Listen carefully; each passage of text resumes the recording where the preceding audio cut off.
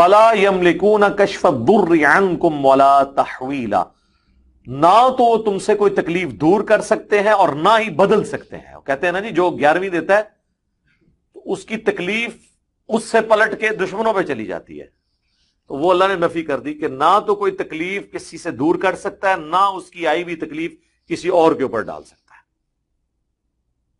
اب یہاں پہ جب ہم اتنا حصہ بیان کریں گے وہ کہیں گے یہ تو بتوں کے بارے میں ہے، اولیاء اللہ کے بارے میں، فرشتوں کے بارے میں، انبیاء کے بارے میں نہیں ہے۔ اچھا، اگلی آیت پڑھ لیتے ہیں۔ بسم اللہ الرحمن الرحیم۔ السلام علیکم دوستو، آپ نے دیکھا اور سنا، کہتے ہیں اونچی دکان پھیکا پکوان، کتابیں سامنے رکھی ہوئی ہیں اور کس طرح قرآن پاک سامنے رکھی جھوٹ بول رہا ہے کہ جو 11ویں دیتے ہیں وہ کہتے ہیں کہ ہم 11ویں دیتے ہیں، جو ہم پر مشکلات آتی ہیں وہ لوٹ کے دوسروں پہ چلی جاتی ہیں۔ یہ آج تک کسی مسلمان کا عقیدہ نہیں رہا، یعنی اس طرح کا ایسا جھوٹ بولنا کہ کسی کے وہم و گمان میں نہ ہو۔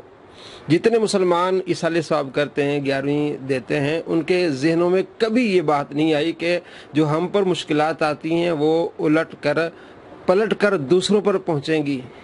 لا حول ولا قوت الا باللہ، یہ ہمارا عقیدہ ہی نہیں ہے، نہ کسی کے وہم و گمان میں یہ بات آئی ہے۔ ایسی باتیں کرنے والے جاہل اور لعنتی شخص ہو سکتے، کیونکہ اللہ نے جھوٹوں پر لعنت اس لیے فرمائی کہ جھوٹ بول کے کس طرح معانی اور مفہوم کو بدلتے ہیں۔ تو آگے دیکھیں کہ یہ اس نے کس طرح جھوٹ بولنا ہے۔ اولئک الذین یدعون، یہ لوگ جن ہستیوں کو پکار رہے ہیں ان کا اپنا حال یہ ہے، یدعون یبتغون الی ربہم الوسیلہ، جن کو یہ پکار رہے ہیں وہ تو خود اپنے رب کے پاس وسیلہ تلاش کرتے ہیں۔ پنجابی والا وسیلہ نہیں، عربی والا وسیلہ تلاش کرتے ہیں۔ اس سے مراد پھر کیا ہوا؟ نیک بندے۔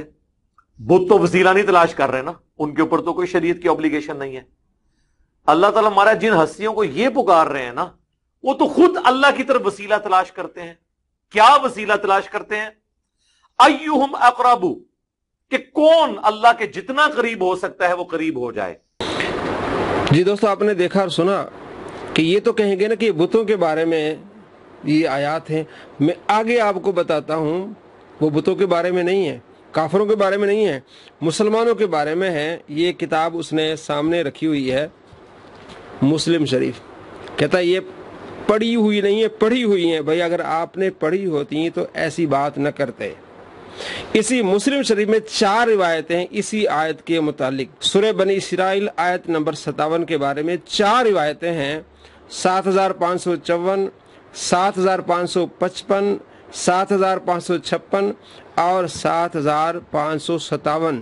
ان چاروں روایتوں میں یہ ہے کہ کافر لوگ جنوں کی پوجا کرتے تھے، پھر وہ جن ان میں سے ایک گروہ مسلمان ہو گیا، ابھی انہی کی ابھی پوجا کر رہے ہیں، تو اب اللہ تبارک و تعالیٰ فرماتے ہیں کہ یہ جن کی پوجا کر رہے ہیں، جن کو پکار رہے ہیں، وہ تو خود رب کو ماننے والے ہو گئے اور رب کی بارگاہ میں وسیلہ لے رہے ہیں۔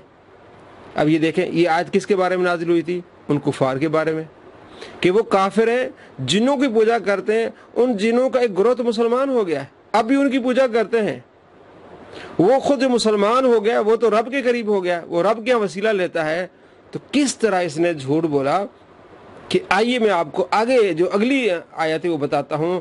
وہ مسلمانوں کے بارے میں ہے، وہ بتوں کے بارے میں نہیں ہے، وہ کافروں کے بارے میں نہیں ہے، وہ اولیاء کرام کے بارے میں ہے، انبیاء علیہ السلام کے بارے میں ہے، نبیوں کے بارے میں ہے۔ آپ نے دیکھ لیا وہ کفار کے بارے میں کہ کافروں جن جنوں کی تم پوجا کرتے ہو وہ تو مسلمان ہو گئے۔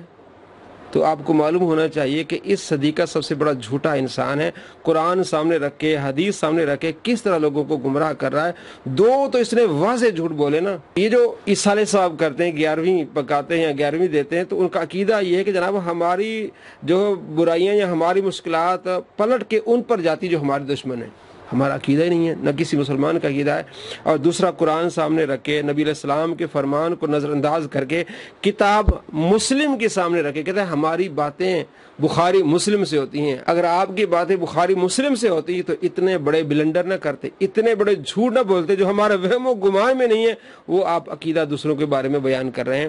اللہ کریم ہم مسلمانوں کو اور تمام مسلمانوں کو ایسے شریروں کے شر سے بچائے، ایسے جھوٹے لعنتی لوگوں سے بچائے، ایمان کی حفاظت فرمائے۔ السلام علیکم ورحمۃ اللہ وبرکاتہ۔